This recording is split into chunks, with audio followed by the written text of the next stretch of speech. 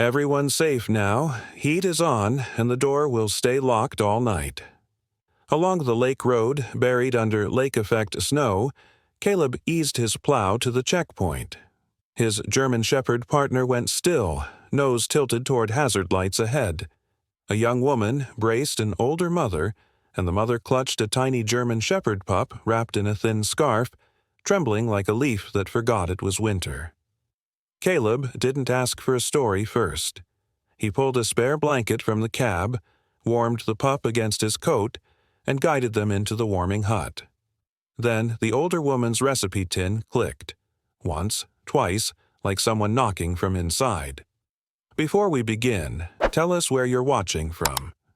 And if this story touches your heart, please subscribe for more. The warming hut was the kind of place that looked temporary even on a clear day. 2 long benches, a folding table, a space heater that hummed like a tired bee. Tonight, it felt like the whole world. Caleb guided the trio inside as if he'd done it 100 times, because in a way, he had. Different storms, different faces, same rule. Get them out of the wind first, talk second. His German Shepherd, Banner, stepped in last and settled by the doorway, body angled toward the outside like a quiet no. No more cold, no more surprises. The young woman, Mara, kept one arm tight around her mother's shoulders, the other pressed around the bundle of pup and blanket. Her jaw was set in a way that said she'd already negotiated with fear and won, but she was tired of the meetings. The older mother's name, Mara said softly, was Evelyn.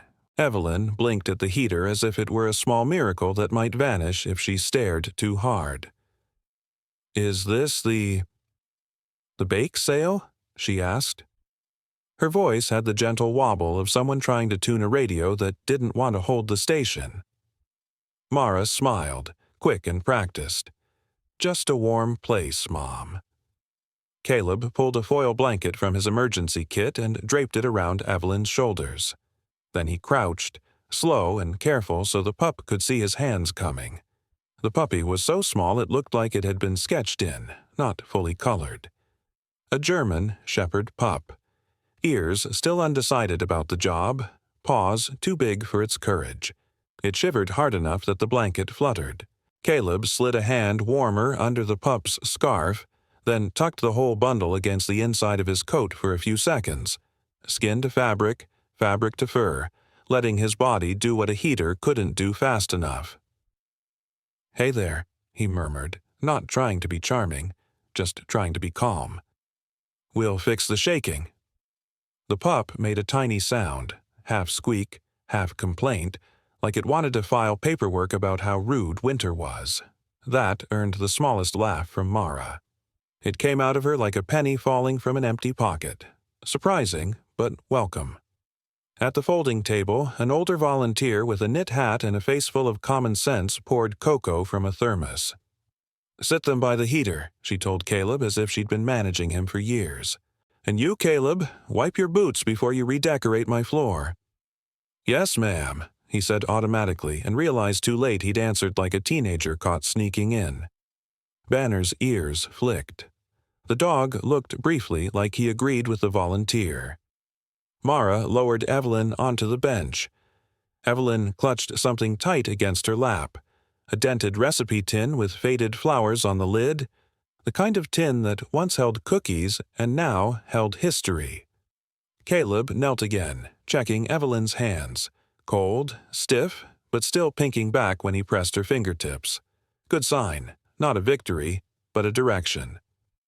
"How long have you been walking?" he asked Mara, keeping his voice flat and practical.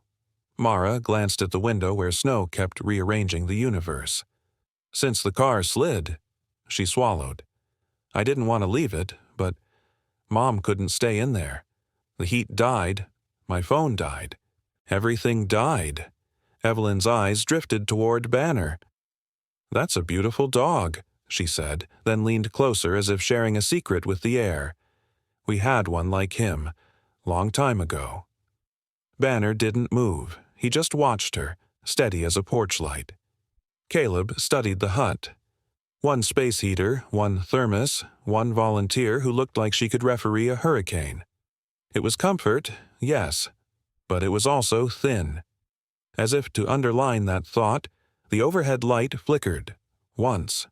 Twice. The heater's hum wavered, offended. The volunteer sighed like someone who had expected the storm to behave better. "Generator's been coughing," she said. "Roads closed until morning.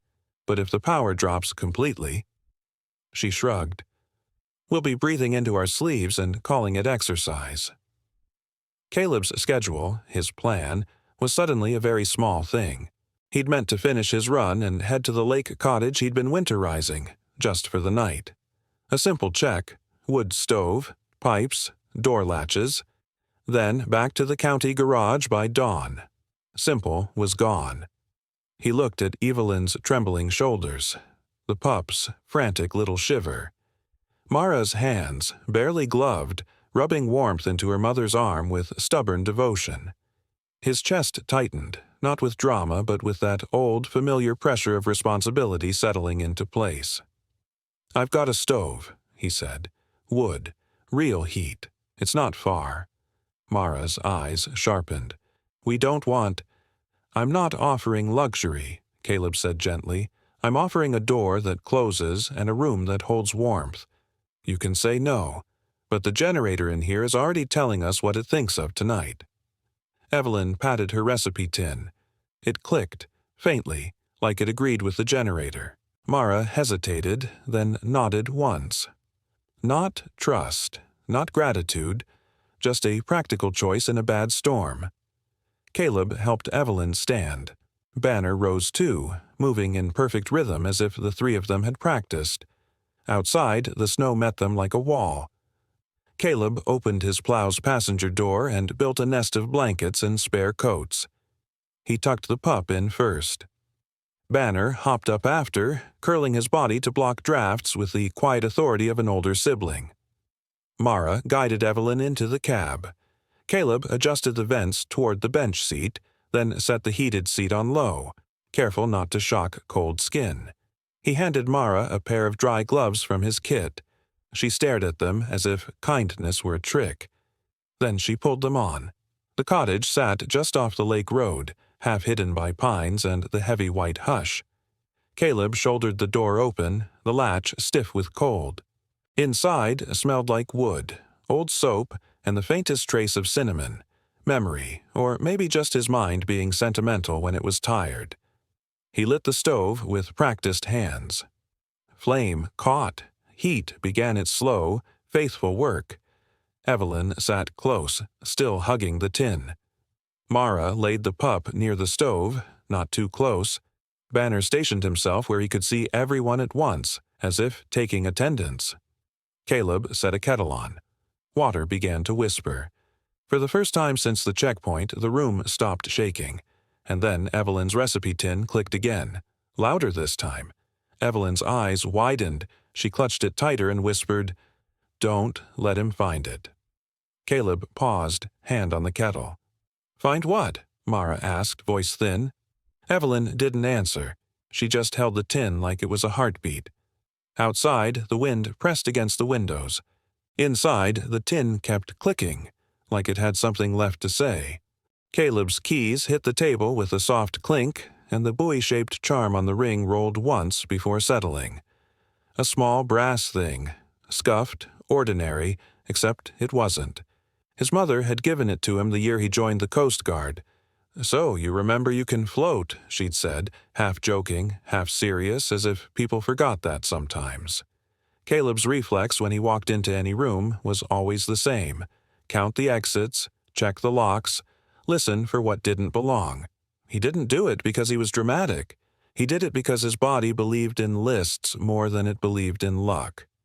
He circled the cottage now, quietly testing window latches, pressing the back door until the frame stopped rattling.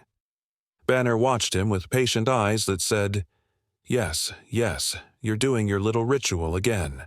Mara stood near the stove, holding the pup's scarf like she didn't know what to do with her hands when her job, walking, pushing, hauling, had paused. Evelyn stared into the firebox. Your oven is small, she announced as if she'd discovered a design flaw. It's a stove, Caleb said. Evelyn nodded, accepting his correction the way a cat accepts a closed door. Not happily, but without a scene. Then she leaned toward the kettle and smiled. Tea, she said, pleased. Good. Tea fixes things. It did. Not everything, but it helped. Caleb filled 3 mugs.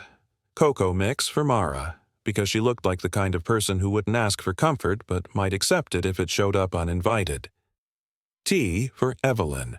Hot water with a spoon of honey for himself. He found a small carton of shelf-stable milk in his emergency bin, warmed it in a mug set inside a bowl of hot water, and dribbled a few drops onto his finger for the pup. The puppy latched with a fierce little determination, paws kneading the air as if it were already working a full-time job. That's my brave girl, Evelyn whispered. Mara blinked. Mom, it's a boy. Evelyn tilted her head, considering. Well, she said, unbothered, he can be brave anyway. Mara's laugh came again, thin but real. Banner leaned down and sniffed the pup, then sat with a heavy sigh that somehow sounded like, Fine, I'll allow it. Caleb set a folded blanket on the floor beside Banner. The pup immediately wobbled over and collapsed against Banner's front leg as if it had found the safest post in the building. Warmth did that. It rearranged the world. When everyone had a mug and a place, silence crept in. Not the scary kind, but the kind that happens when people stop fighting the weather. Caleb sat in the chair nearest the door. Not because he was guarding them like a movie hero, because old habits like to sit where they could see the room. Mara stared at the steam rising from her cocoa. We weren't headed here, she said quietly. I figured, Caleb replied.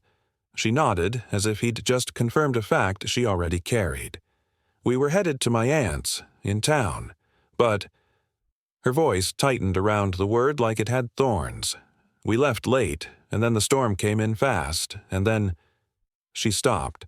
Caleb didn't push. He had learned in rescue work that people talked better when they didn't feel cornered. Evelyn lifted her recipe tin and set it on her knees, patting it twice. I made the good ones, she said, the ones that don't crumble. You have to... She paused, searching the air. You have to listen when the dough tells you. Mara's eyes softened. She used to bake for the church sale, Mara told Caleb. Cookies, bread, whatever they needed. It kept her steady. Evelyn nodded, proud. Steady, she repeated like it was a medal. Caleb felt the buoy charm under his palm, cool metal against skin. Steady. His mother's favorite word, too, mostly because she'd said it when she was scared and wanted him not to notice. He cleared his throat. Roads closed until morning. But tomorrow... He hesitated, choosing the right kind of help.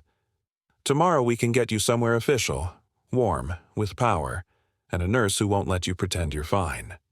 Mara's shoulders rose. We don't want trouble. I don't want trouble either, Caleb said. That's why I like paperwork. Paperwork is trouble with clean edges. That earned a small smile from her, quick, reluctant. He pulled out his phone and checked the signal. One bar that looked embarrassed to be there. There's a community deputy on duty in storms, he said, and a county nurse line. I can call and let them know you're safe, not to report you, to document that no one's missing in the snow. Mara's eyes flicked to Banner, to the door, to Evelyn's thin wrists. If I say yes, does that mean someone makes decisions for us? No, Caleb said firmly. It means there's a record you weren't out there alone, and if you need a ride to town tomorrow, there's a chain of people who won't argue. Evelyn's tin clicked again, softly. Caleb looked at it. What's in there? Evelyn pulled it closer, suddenly protective. Recipes, she said too quickly, then added, and the cutter. Mara swallowed. It's just... She exhaled. It's her comfort thing. Caleb nodded. Comfort things were allowed. Necessary, even. He stood and checked the door lock again. reflex, not distrust, then set his phone on speaker and dialed the county line. When the dispatcher answered, Caleb kept it simple. Location, number of people, 1 elderly with cold exposure, 1 infant pup, no immediate threat, shelter secured. The dispatcher's voice was calm and unintrusive. She promised a welfare check call in the morning and gave him a case number. Paperwork, clean edges. Caleb ended the call and felt the room loosen by 1 notch. Then Mara's phone, dead minutes ago, lit up on the table with a weak, stubborn glow, like it had saved its last breath for something important. A single message pushed through. "Where did you go?" Mara froze. Her cocoa mug trembled slightly in her hands. Caleb didn't move fast. He didn't demand to see it. He just watched her face and understood what her mouth hadn't said yet. Evelyn glanced up, confused. "Is it time?" she asked. "Did we miss it?" Mara whispered more to herself than anyone. He found the signal. Banner's ears lifted. The dog didn't growl. He simply stood, quiet, solid, between Mara and the door. Caleb's buoy charm felt colder against his palm. Outside, the wind didn't sound quite as empty as it had a minute ago. Morning didn't arrive with sunrise so much as it arrived with less darkness. The storm had softened overnight, but the world outside the window was still a blank page. White on white, trees drawn in pencil. Inside, the stove had done its faithful work. The kettle sat empty, cooled into silence, and the air smelled like wood smoke and the last of last night's cocoa. Caleb woke the way he always did, before his thoughts had put shoes on. He listened first. Not for danger exactly, for changes, for the sound of someone moving with purpose, for the kind of quiet that meant comfort, and the kind that meant worry. From the living room came a tiny snore, then a tiny hiccup, then a tiny offended squeak. The puppy. Caleb stepped out and found the pup pressed against Banner's chest like it had decided the older dog was a portable heater that came with a security system. Banner opened one eye, saw Caleb, and closed it again in a look that clearly said, "We are not discussing this adoption." Mara was already awake, sitting on the edge of the sofa with her phone in both hands. The screen was dark again, but her posture was lit up, tight, braced, ready to run. Caleb didn't ask what the message said. He didn't need to. He'd seen her face in storms that weren't weather. Instead, he set 2 mugs on the table and poured hot water from a thermos he kept for nights like this. "Tea," he said, placing 1 mug closer to her. "Caffeine later. Right now, we want steady." Mara's eyes flicked up, suspicious of kindness the way some people were suspicious of salesmen. Then she wrapped both hands around the mug without drinking. On the armchair, Evelyn blinked awake and stared at the pup. "Oh," she whispered, delighted, as if the puppy had appeared by magic. "You're still here." The pup wagged its whole body, tail, hips, ambition, then toppled sideways in its own enthusiasm. Evelyn gasped. "Careful, sweetheart, you'll spill yourself." Banner made a soft huff that might have been a laugh in dog language. Evelyn patted the recipe tin in her lap as if it were a sleeping pet, too. "We should make something," she said. "People are hungry when it snows." Mara's mouth tightened. "Mom, we don't have—" Evelyn waved a hand, dismissing reality like it had interrupted her. "We have hands," she said simply. "Hands are enough." That line landed on Caleb in a way he didn't expect. Quietly, but solid. He'd seen that kind of wisdom before, always spoken like it was obvious and therefore safe. He crouched beside the pup and checked its ears and paws. Still cold at the tips, but improving. The shivering had turned into small tremors only when the puppy got excited, like an engine learning to idle. "Good job," Caleb murmured, and the pup responded by trying to chew his thumb with great sincerity. "Hey." Caleb pulled his hand away. "I'm not a toy. I'm a public servant." Mara made a sound that was almost a laugh, then covered her mouth as if she'd committed a crime. Evelyn watched Caleb with sudden focus. "You look like someone who knows how to fix a door," she said. "I do," Caleb admitted. "Good," she nodded, "because doors matter." Banner rose and moved to the window, ears angled forward. Not alarmed, just aware. Caleb followed the dog's gaze and saw only snow and pine. Still, he checked the front lock again, more reflex than fear. Mara noticed. Her shoulders rose. "You think he's coming?" Caleb kept his voice gentle and plain. "I think storms make people do dumb things. And dumb things come with tires." Mara swallowed. He's not a monster," she said quickly, as if she needed to protect even the part of her that had been hurt. "He's just loud and proud, and when he doesn't get his way, he turns it into everyone's emergency." Caleb nodded once. He'd met that type in 100 uniforms and 1,000 living rooms. "Then we don't argue, we don't explain, we document, and we choose safety." Evelyn tilted her head. "Who's loud?" she asked. Mara's face softened at the question, then tightened again. "No one, Mom. Just the wind." Evelyn accepted it.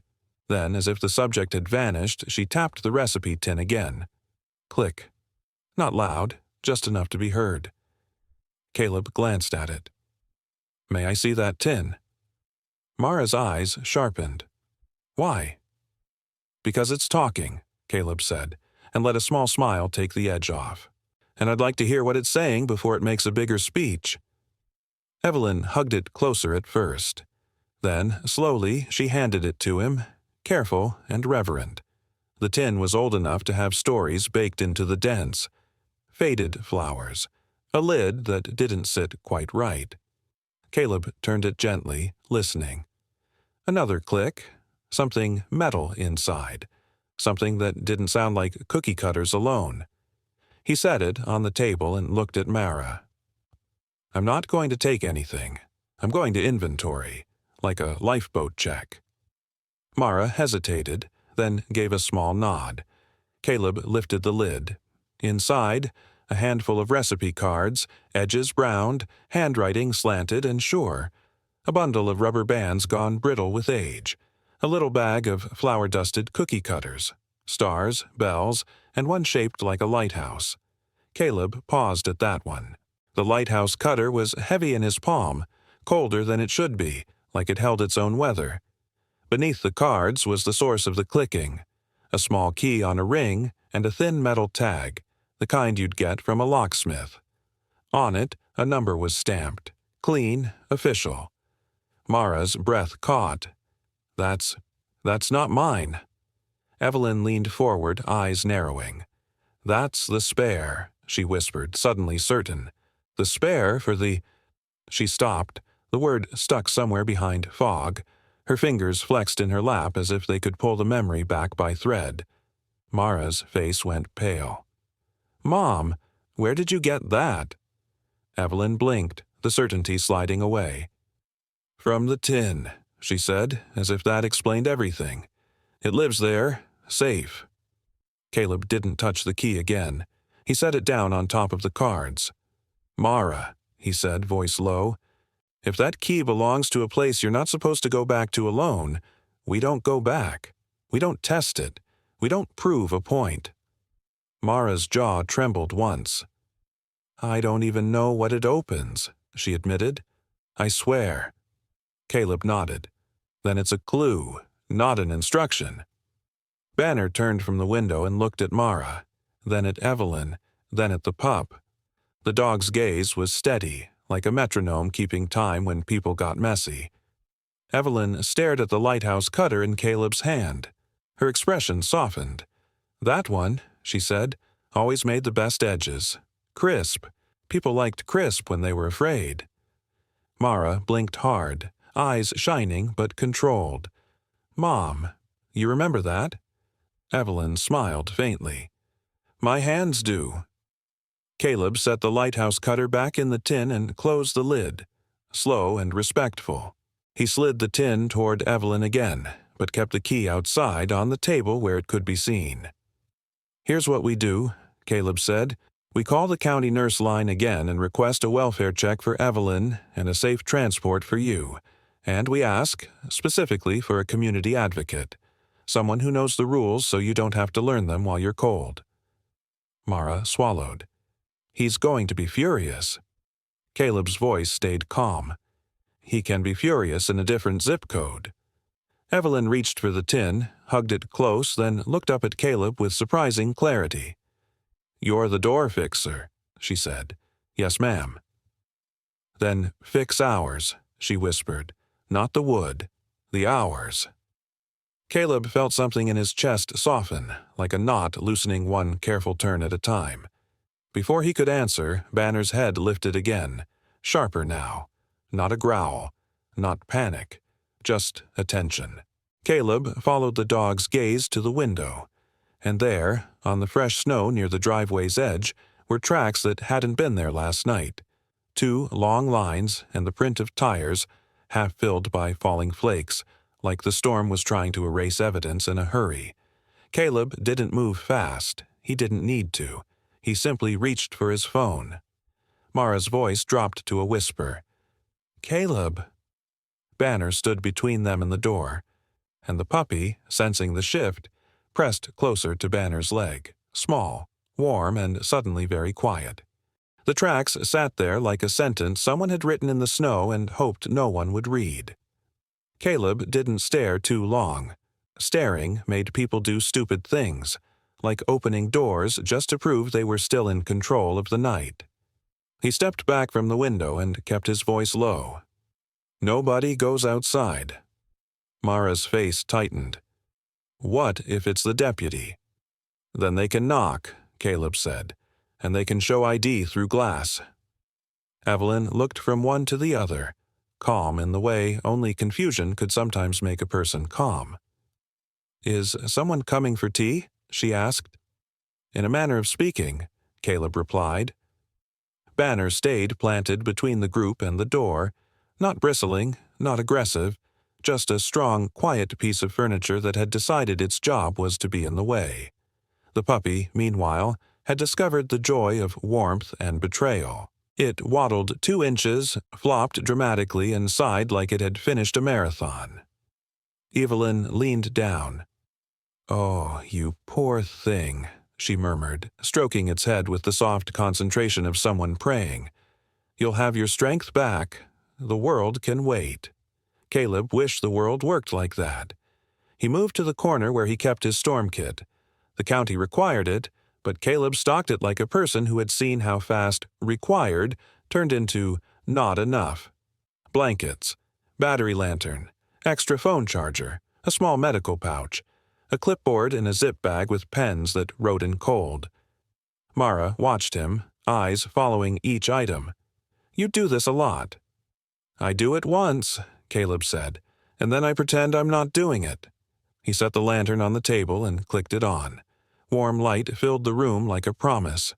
Evelyn blinked. "Oh," she said, pleased. "That's nicer." The cottage lights flickered again, once, twice, like the electricity was yawning. Caleb glanced at the stove. The flame was steady, but the room temperature felt like it had stopped climbing and started arguing. "We need to keep the heat predictable," he said. "No big swings. Evelyn, did you bring your medicine?" Mara's expression fell. "Some, not all. I grabbed what I could." Caleb didn't scold. People in storms already hated themselves enough. "What do you have?" he asked. Mara reached into her bag and pulled out a pill organizer, one of the small weekly kind with snap lids. 2 compartments were empty. One was half full. "My mom's heart meds," she said, "and her memory pill." She swallowed. "We're short." Evelyn leaned forward, eager to help with the wrong kind of confidence. "I have plenty," she said brightly. "It's in the tin." Mara gave her a gentle smile that didn't reach her eyes. "Not that tin, Mom." Evelyn frowned. "Well," she said, offended at the universe, "someone should label things better." Banner's ears flicked as if he agreed with Evelyn on principle. Caleb took the organizer carefully. He didn't count pills like a pharmacist, just assessed. He pulled out his phone, checked Signal. One embarrassed bar again. "Okay," he said. "We do two things at once. We stay warm, and we get you connected to the county nurse line with medication support." Mara's hands clenched. "If someone official gets involved—" "Official is how we keep you safe without a fight," Caleb said. "Official is how we avoid a scene. You want quiet? We use systems." He tapped the dispatcher's case number into a new message thread so he wouldn't lose it. His thumb hovered over the call button. Outside, the wind hissed along the walls, trying to pry at anything loose. The storm had the persistence of a toddler and the strength of a grown man. Caleb spoke into the phone when the nurse line answered, giving the case number and the short version. "Elderly female. Cold exposure last night, limited heart meds, safe shelter, request for welfare check and medical transport once roads opened. The nurse didn't ask for a novel. She asked for facts." Caleb liked her immediately. While he talked, Mara moved instinctively into care mode. She helped Evelyn sip tea, slower this time.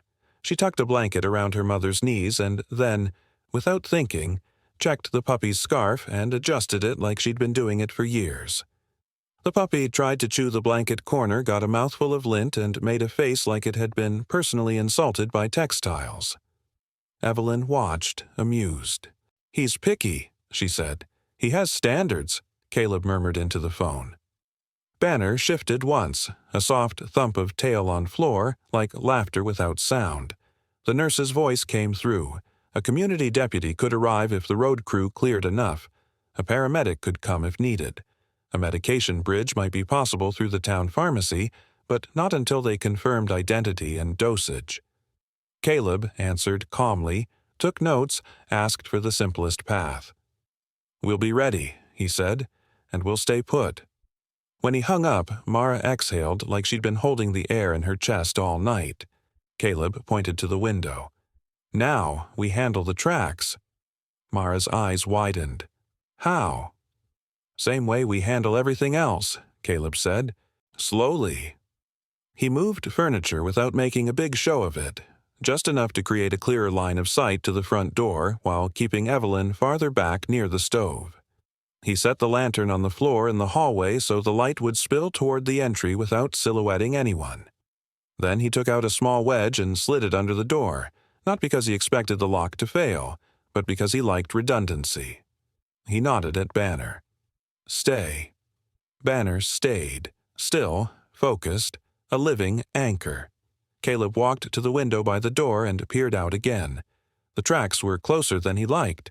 Whoever made them hadn't parked on the lake road. They'd turned in. He leaned closer to the glass, scanning. Nothing moved. The snow fell gently now like it was trying to look innocent. Mara's voice dropped. "If it's him—" Caleb didn't answer with reassurance. He answered with a plan. "If someone knocks, you don't speak to them through the door. You stand behind me. You keep your phone in your hand. You say, 'I am safe. I am not opening the door. Please speak to the deputy.' That's it." Mara nodded, swallowing hard. Evelyn watched them both like she was watching a play without understanding the plot. Then she reached for her recipe tin. The tin clicked softly as it came into her hands. Caleb glanced at it. "Evelyn, could you do me a favor?" She brightened. "I love favors." "Hold that tin," he said, "and sit right here near the stove. You're in charge of keeping the puppy warm and the tea from getting cold." Evelyn sat up straighter. "I can do that," she said, proud. The puppy crawled into her lap like it had accepted her assignment, too. It circled twice, then collapsed in a sigh so deep it sounded like a tiny adult. Mara watched the scene, her mother, the pup, the stove, and her eyes softened. For one small second, the storm outside didn't get to be the loudest thing in the room. Then Banner's head snapped toward the back of the cottage. Not the door, the rear wall. Caleb felt it before he heard it. A low scrape, the faintest crunch of snow against wood, like someone shifting weight near the back porch. Mara's face went white. Caleb held up a hand. Still. Listen. The scrape came again. Then a dull thud. Evelyn hugged the tin tighter. "Oh dear," she whispered. "The wind is bumping into things again." "It might be," Caleb said, and kept his voice steady. Banner didn't growl. He didn't bark. He simply moved, silent as breath, toward the back window, then paused and looked at Caleb, waiting, asking permission. Caleb followed, careful with his steps so the floorboards wouldn't announce him. At the back window, he looked out. Nothing human, but something was there.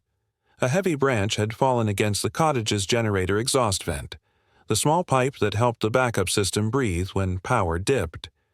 Snow had piled around it, packing the branch tight like a fist. If the generator kicked on under that pressure, it could smoke out the cottage. It could turn safety into a different kind of danger. Caleb let out a slow breath. "Good boy," he whispered to Banner, not because the dog understood vents, but because Banner understood watching. Mara came up behind him, careful. "What is it?" "A problem the storm made," Caleb said. "Not a person." Mara's knees went soft with relief. Then her fear rose again, reorganized. "Can you fix it without going outside?" Caleb stared at the blocked vent and the thick drift around it. "Not from here." He didn't like that answer, but he didn't lie. He turned back to the room, voice firm but calm. "Okay. New plan." He pointed, assigning tasks like they were all on the same team, because they were. "Mara, keep Evelyn by the stove. Keep the puppy warm. Do not open any door, even if someone swears they're Santa." Evelyn perked up. "Santa?" "No," Mara said quickly and then caught herself and smiled. "No, Mom." Caleb continued. "I'm going out the back for 60 seconds. Banner stays inside at the window. If anyone approaches the front, he'll see it first, and you'll have time to move to the hallway." Mara's eyes flashed. "You can't." "I can," Caleb said, "because if the power drops and the generator tries to run like that, we lose the cottage, and we don't have another warm room." He pulled on his coat, gloves, and a knit cap. He cracked the back door open just enough to slide out, then shut it behind him like he was sealing a hatch on a ship. The cold hit his lungs like a slap. He moved fast, not frantic, just efficient, shoving the branch away from the vent, kicking loose-packed snow with his boot until the pipe could breathe again. Wind tried to argue. He didn't debate. When he stepped back inside, warmth wrapped him like forgiveness. Mara was exactly where he'd left her, one hand on Evelyn's shoulder, the other hovering protectively near the puppy's blanket. Banner stood at the window, steady as a lighthouse. Caleb pulled off his gloves and nodded once. "Done." Mara's shoulders sagged. "Thank you." Caleb didn't answer with words. He checked his phone. A new message from the dispatcher lit up the screen. "Deputy en route when conditions allow." Also, "We received a second call asking about an older woman and a young mother." Caller refused to leave a name. Caleb's jaw tightened. Behind him, the recipe tin clicked. Once, like punctuation. And then, from the front of the cottage came a sound that was not wind. A knock, not loud, not angry, just deliberate, like someone who believed a door might open if asked properly. Banner's ears lifted. Mara's breath stopped. Caleb stepped forward, slow and controlled, and said softly, "Nobody speaks yet." He moved to the glass, and saw, through the blowing snow, the shape of a figure waiting on the porch, hands visible, head slightly bowed against the weather. Caleb's voice barely rose above the stove's crackle. "Identify yourself?" Caleb didn't touch the knob. He leaned close to the glass instead, shoulders relaxed, voice even. "Identify yourself." The figure on the porch lifted a hand slowly, palm open, fingers spread, the universal sign for "I'm not here to rush you." Snow clung to their sleeve like powdered sugar. A woman's voice carried through the door, muffled but clear. "County Outreach. My name is June Harlow. I'm with the Warming Hut crew, and I've got Deputy Mills on the radio." Caleb didn't open the door yet. He angled to the sidelight window and saw an ID badge held up against the glass, turned so the name could be read. He saw a knit cap, a scarf pulled up to the nose, and tired eyes that looked like they'd been awake for half the night, too. He turned his head slightly toward Mara. "Do you recognize her?" Mara swallowed, then nodded once. "She poured the cocoa." June waited, patient as a kettle before it whistles. Caleb cracked the door a few inches and kept the chain on. Cold spilled in, sharp and nosy. Banner stayed planted at Caleb's calf, not lunging, not barking, just standing with the steady confidence of a dog who understood thresholds. June spoke softly into the opening. "I'm not coming in unless you want me to. I brought a battery pack, some blankets, and I'm here because dispatch flagged a second call." Mara stiffened. Her gloved fingers tightened on the edge of the table. Caleb kept his tone calm. "We got that message." June nodded, snow falling from her cap with the movement. "Caller asked about an older woman and a young mother. Wouldn't give a name, wouldn't answer questions, just kept saying they shouldn't be there." Mara's face went very still, like someone pulling down a curtain. Evelyn, sitting by the stove with the puppy tucked into her lap, leaned forward. "Is it the church ladies?" she asked brightly. "Tell them I'm sorry I'm late. I'll bring the good ones." June's eyes softened. "We'll tell them," she promised, and somehow made it sound true without claiming it was. Caleb unhooked the chain, opened the door wider, and stepped aside just enough for June to enter the entryway. He kept the door mostly closed behind her. Heat mattered, and so did boundaries.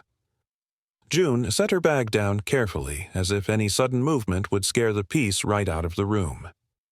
"Deputy Mills is on standby," she said, tapping the radio clipped to her coat.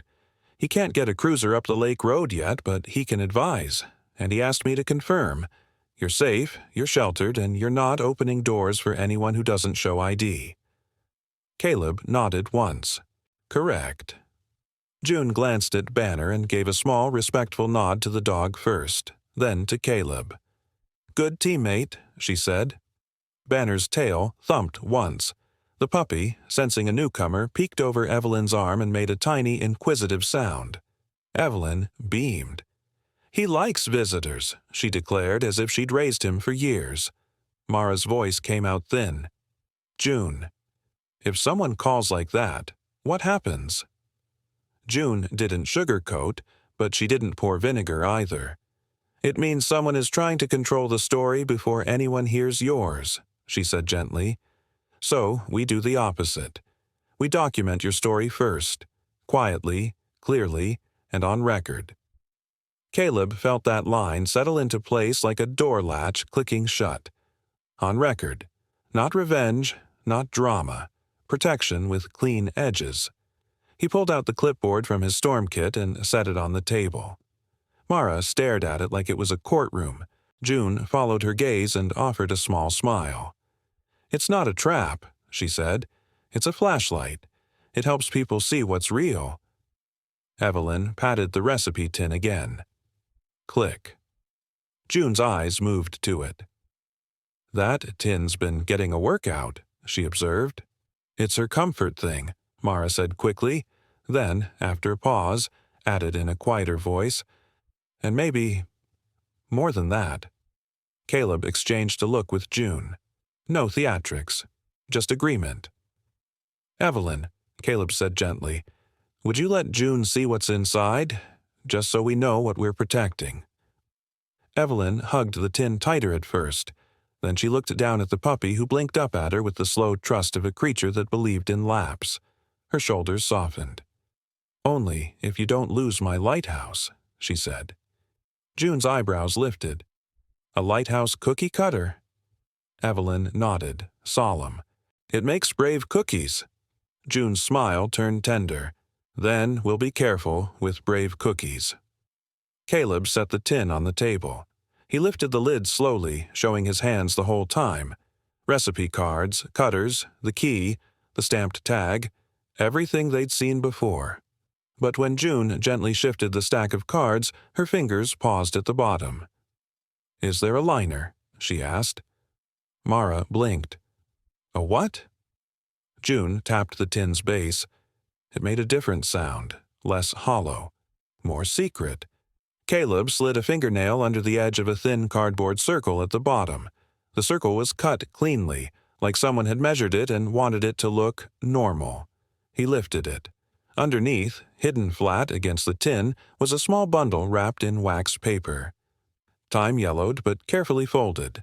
A photograph, a slip of paper with a phone number, and a letter, creased and recreased, like it had been opened during hard moments and then tucked back away for later. Mara's breath caught. "Mom, what is that?" Evelyn stared at the bundle with sudden wariness, like it might bite. "That's for when we forget," she whispered. June didn't grab. She waited. "May I?" she asked. Evelyn nodded once, then looked away. Caleb unfolded the photograph first, because pictures were gentler than words. It showed Evelyn years younger, smiling beside another woman around her age now. Between them, a table stacked with baked goods. In the background, a church kitchen. Aprons. Flour on hands. The kind of happiness that didn't require a spotlight. On the back, in neat handwriting, was a name, June Harlow, and a date from a decade ago. June's hand went to her mouth, not with shock, but with recognition. "That's me," she said softly. "I didn't realize. Evelyn, we baked together." Evelyn's brow furrowed. She looked at June as if trying to pull a face up from the bottom of a pond. Then her eyes brightened for a brief second, like the sun hitting a window. "You're the one who burns the bottoms," Evelyn accused. June laughed, caught off guard. "Guilty," she admitted. "I was learning." Mara blinked hard, emotion sliding across her face and then being tucked away again, because she had bigger fires to manage. Caleb unfolded the slip of paper. A phone number. Under it, written plainly, "If you need a safe door, call June. Don't explain. Just call." Mara's voice shook. "Mom, you wrote this?" Evelyn stared at the note like it had betrayed her by making sense. "I wrote it so you wouldn't have to," she whispered. Then, softer, "I knew you'd be tired." Caleb carefully opened the letter last. It wasn't long. A few lines. A plan made in quiet ink. Not a confession, not a dramatic diary entry. Just instructions. Which documents to bring, where the spare medical list was kept, and one sentence underlined twice. "You do not owe anyone your warmth." Mara covered her mouth. A sound came out, half laugh, half sob, like her body didn't know which emotion was safer. June's voice turned firm in the kindest way. "Mara," she said, "this is your permission slip. You don't need to win an argument. You just need to choose the next safe step." Caleb slid the letter back into the wax paper and placed everything on the table in tidy piles. Photo, note, letter. Proof without chaos. He looked at Mara. "Here's the choice," he said. "We can wait and hope the storm keeps people away, or we can move first. Call the deputy, get an official welfare check and transport. Put it on record that you're safe and you're choosing safety." Mara's eyes flicked to Evelyn, small and bundled by the stove, then to the puppy now asleep again, warm against her mother's ribs, then to Banner, who didn't move, because Banner didn't panic for anyone. She exhaled. "We move first," she said. The words were quiet, but they landed like a lock turning. June nodded, relief and purpose mingling. She lifted her radio. "Deputy Mills, this is Harlow. I have confirmation of safety and a requested welfare check. Also, I have documentation that supports voluntary relocation and community contact." A pause, a crackle. Then the deputy's voice, calm and professional, answered through the radio. He outlined steps, names, times, and what to say if someone tried to escalate. He told them exactly what Caleb had told Mara. Don't open doors, speak through glass. Keep everything simple." Caleb wrote it down.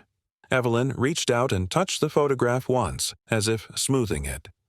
"I made a plan," she said, surprised by herself. "Yes, ma'am," Caleb said gently. "You did." June's phone buzzed. She glanced down, then looked up at Caleb, her face tightening. "There's a vehicle," she said quietly. "Just turned into the drive." Caleb's pen paused mid-line. Outside, through the blowing snow, an engine idled. The car didn't honk. No door opened. No footsteps came to the porch. It just sat there, running, like it wanted them to come outside to meet it halfway. Banner rose, silent. Mara's hand went instinctively to the recipe tin, then stopped and went instead to her own chest, as if reminding herself she was allowed to breathe. Caleb stood, slow and steady, and said the only thing that mattered now, "June, tell Deputy Mills we need him sooner." And in the hush that followed, the recipe tin clicked once, soft as a heartbeat, like Evelyn's old plan was still keeping time. The idling car didn't move. It just breathed, engine on, lights dimmed by snow, like it wanted the cottage to come to it. Caleb stood at the front window without touching the lock, his body calm the way it got calm right before a rescue. No extra motion, no wasted words. Banner held position beside him, a steady weight of presence at his knee. June kept her radio close. "Deputy Mills is pushing through," she said, eyes narrowed toward the drive. "He's coming up behind the county salt truck. They're carving the road in pieces." Mara's hands trembled once, then she folded them together hard, like she could make them behave through sheer will. "That's his car," she said quietly, finally naming what her face had been saying all along. "Darren's." Evelyn looked up from the stove, the recipe tin hugged to her chest. "Who's Darren?" she asked, as if it might be a neighbor bringing lemons. Mara swallowed. "Someone loud, Mom." Evelyn considered this. "Well," she said, unimpressed, "we don't open doors for loud." Caleb almost smiled. "That's correct." June stepped closer to Mara, keeping her voice gentle. "Remember," she said, "we don't negotiate with the porch. We negotiate with the deputy. Your job is to stay inside and let your yes be on record." Mara nodded, breath shallow. "Okay." Outside, the car door opened. Not fast, not slamming, just opened. A figure stepped out, moving cautiously on the slick snow.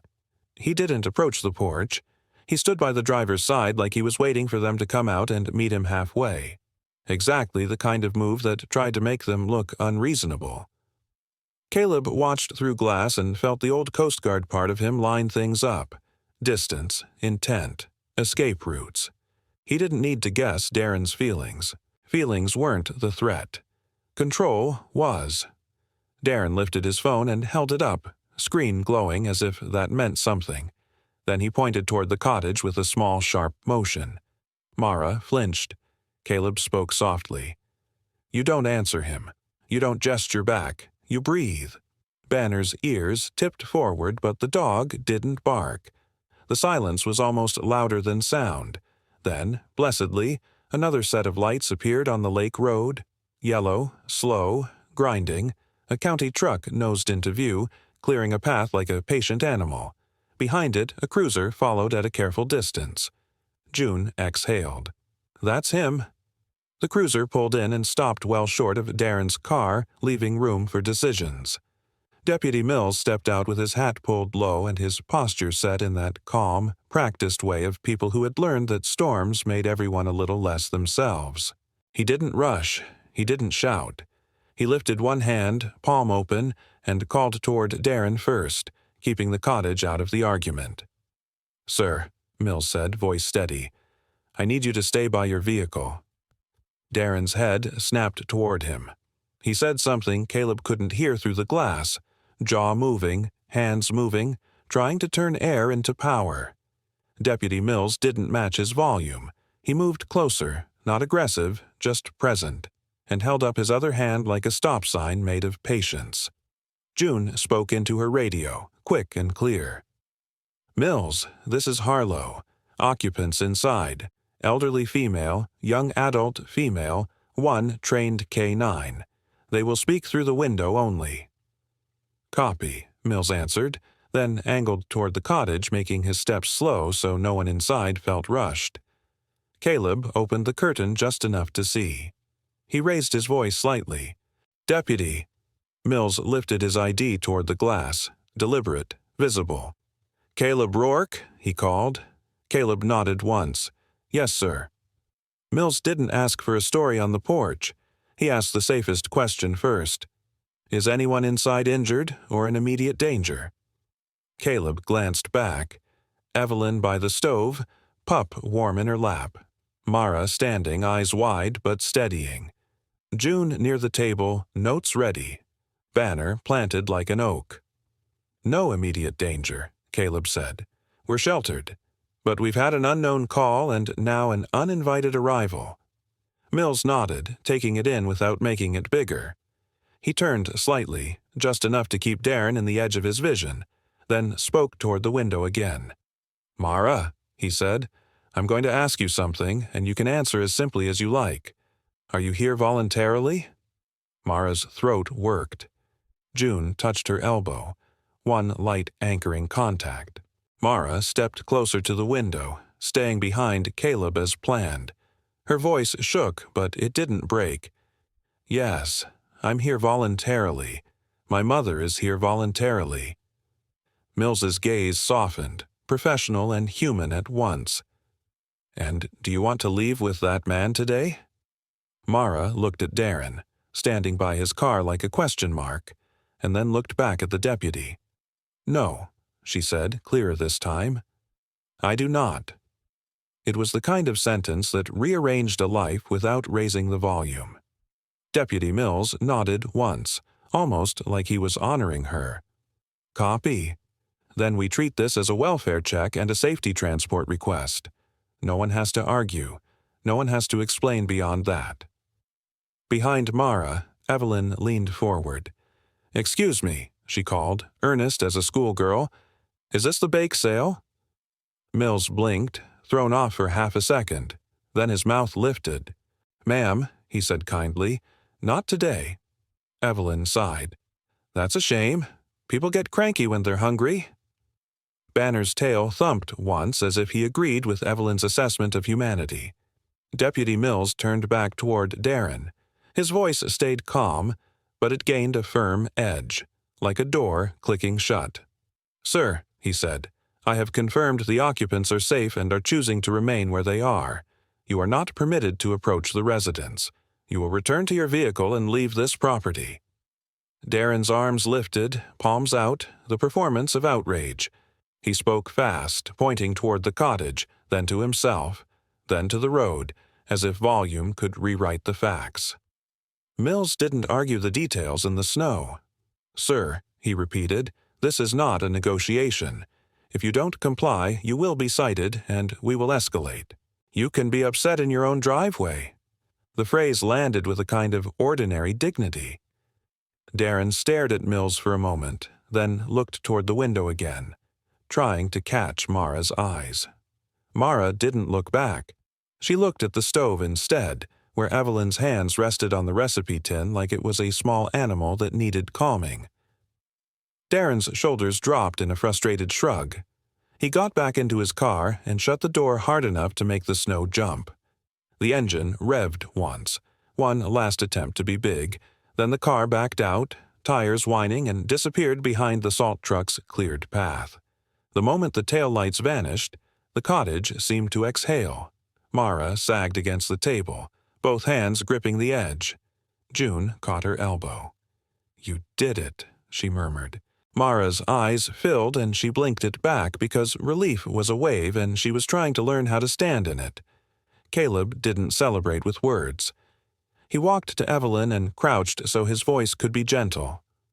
"Ma'am," he said, "you're safe." Evelyn looked at him, foggy but present. "I said we don't open doors for loud," she reminded him. "Yes, ma'am," Caleb said. "You were right." The puppy wriggled in Evelyn's lap, newly bold, and tried to climb into the recipe tin as if it smelled something delicious in the past. Evelyn laughed, soft, surprised. "Oh," she said, delighted, "you're a little thief." Caleb reached into his bag and pulled out a small packet of emergency puppy formula. "Not a thief," he corrected mildly. "A professional snacker."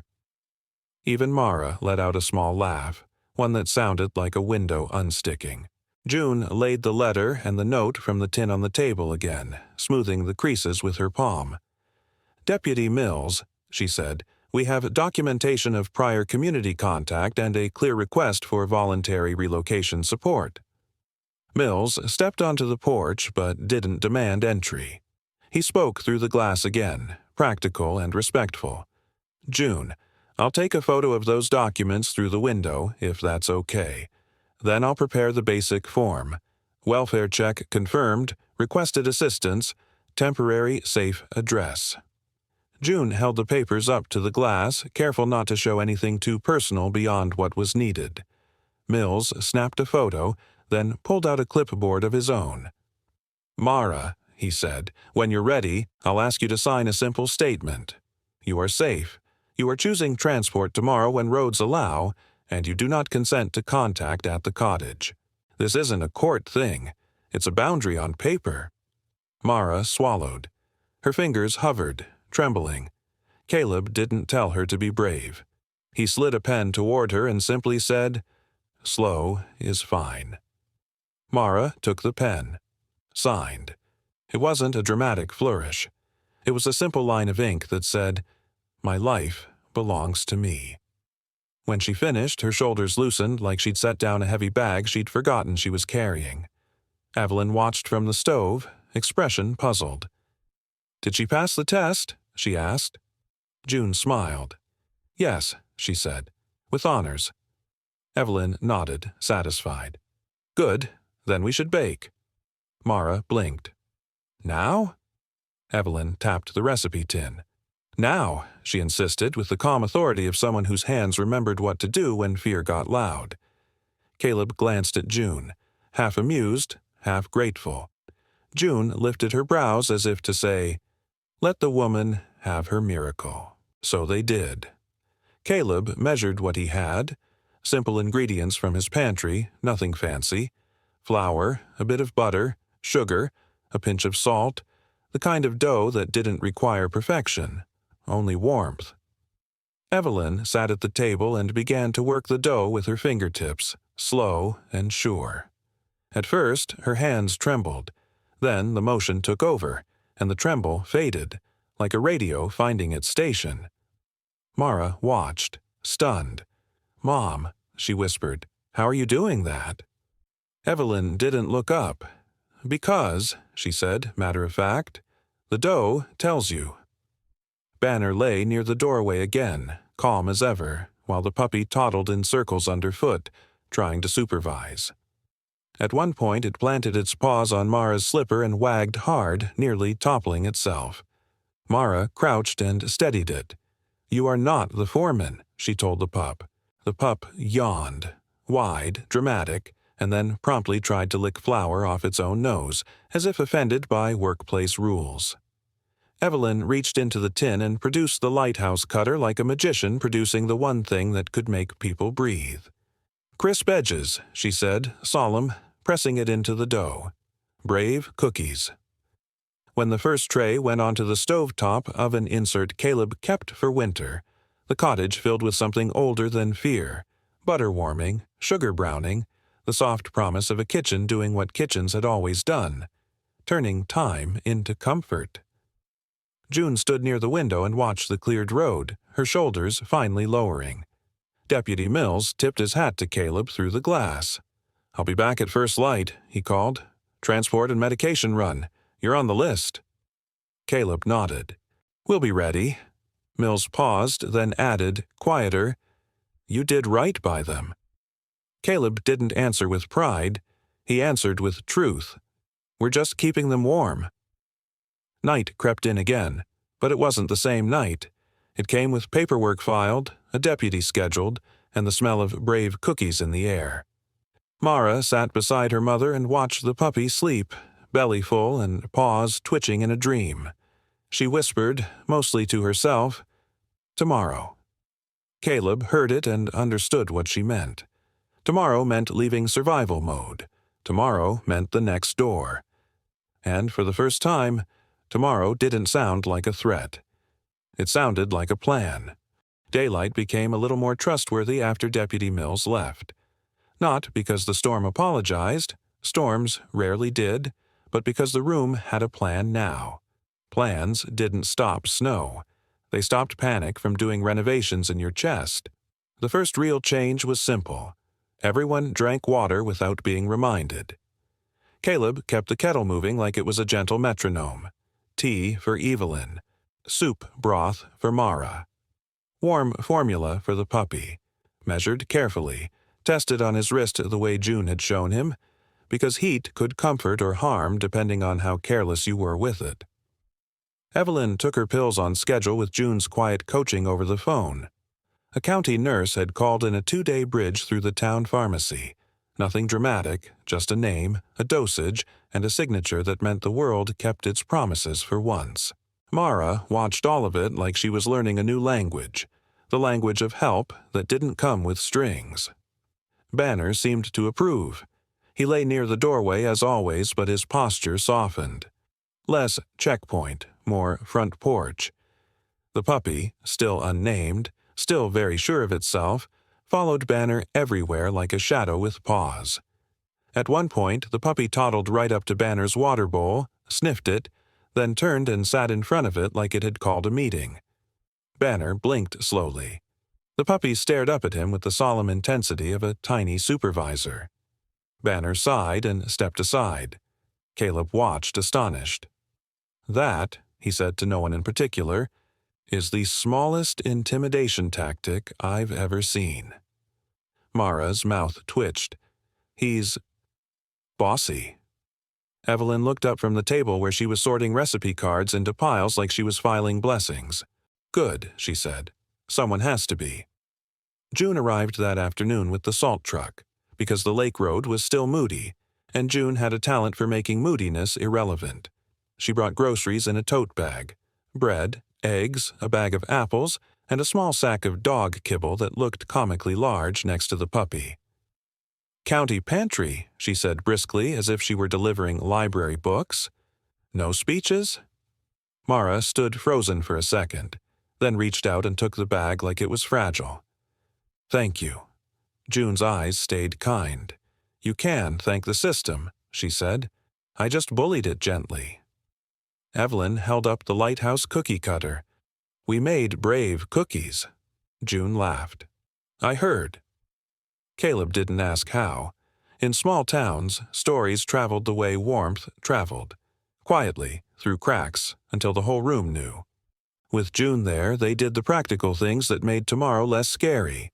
She helped Mara fill out the county relocation form, simple check boxes and a signature that said, "Voluntary, temporary, safe contact only." Deputy Mills had already flagged it as priority because there was an elder involved and because the storm had put them in the path of risk. Caleb watched Mara's hand move over the paper. He noticed something small. Her grip on the pen wasn't shaking as much now. Evelyn sat beside her with the recipe tin open like a small altar. She slid one recipe card across the table and tapped it twice. "This one," she told Mara, "is for when you're tired." Mara blinked. "They're all for when I'm tired." Evelyn considered that. "Then you're doing a lot," she said simply, and patted Mara's wrist. Caleb felt the sentence like a weight and a kindness at the same time.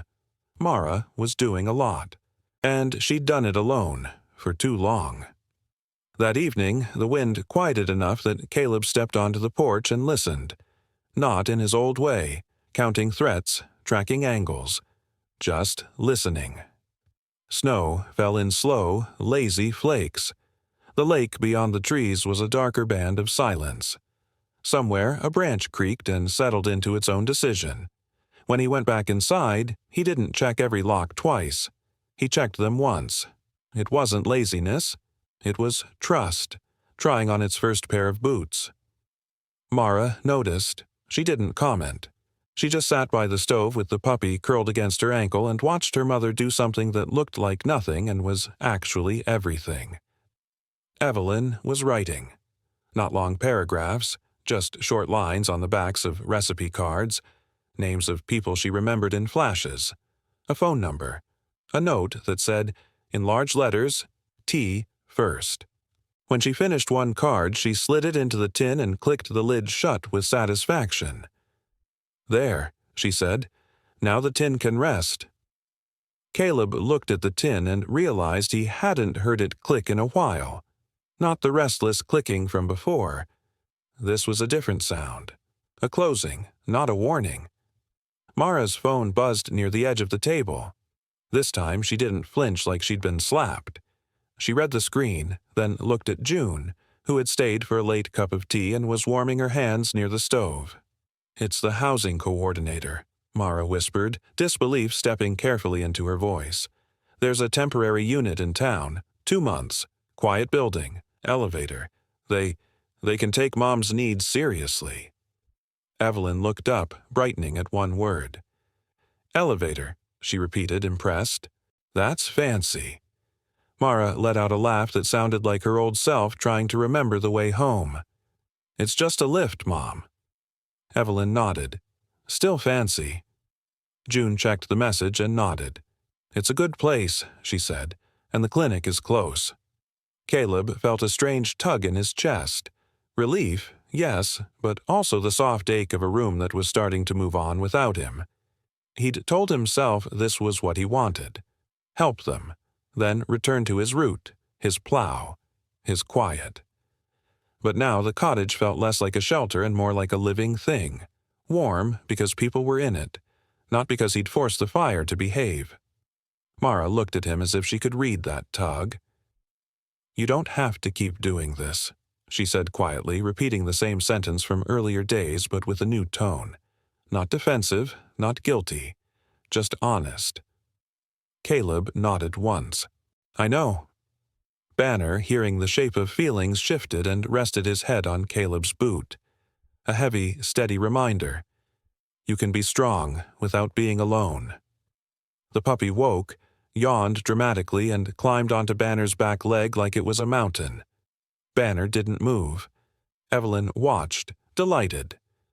"That one," she said, pointing at the puppy, "has no shame." Mara smiled down at the pup. "He needs a name," she said, almost shy to say something hopeful out loud. Evelyn didn't hesitate. "Crisp," she declared, "because he likes the edges."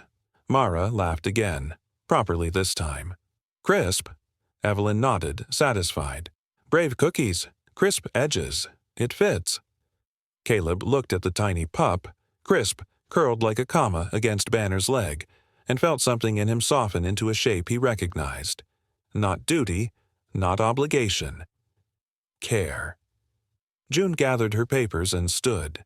"Transport is set for first light," she said. "Deputy Mills will escort the first leg. Pharmacy meets you at 9. Legal advocate calls at 10.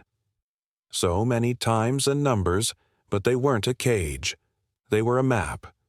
Mara read the last message again and then looked out the window. The sky had cleared just enough to show a thin band of pale color, like morning practicing. "They want us there by sunrise," she said. Caleb nodded. "We'll be ready." He didn't say, "I'll get you there," because he wasn't trying to own the story. He was trying to walk beside it. Banner stood and stretched, then went to the door and sat, calm and certain, like he was already waiting for tomorrow's first step. And on the table, beside the closed recipe tin, Mara's paperwork lay flat with a new address printed at the top, quiet proof that warmth could move forward.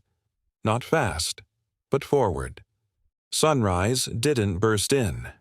It arrived the way good news often did, quietly, with light leaking under the edges of things. Caleb woke before the alarm because his body had been trained by years of storms and schedules. He fed the stove one last piece of wood, Not too much, just enough to hold warmth while everyone pulled themselves together. The cottage smelled like last night's cookies and clean air, a humble kind of perfume. Mara folded blankets with the careful focus of someone trying not to spill her feelings on the floor. June had taught her a trick. Roll, don't fold. It made things feel easier to carry.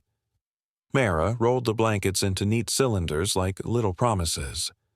Evelyn sat at the table in her coat, recipe tin in her lap, crisp in the crook of her arm. The puppy's ears had decided, overnight, that they would attempt to stand up. One was half committed, one was still negotiating.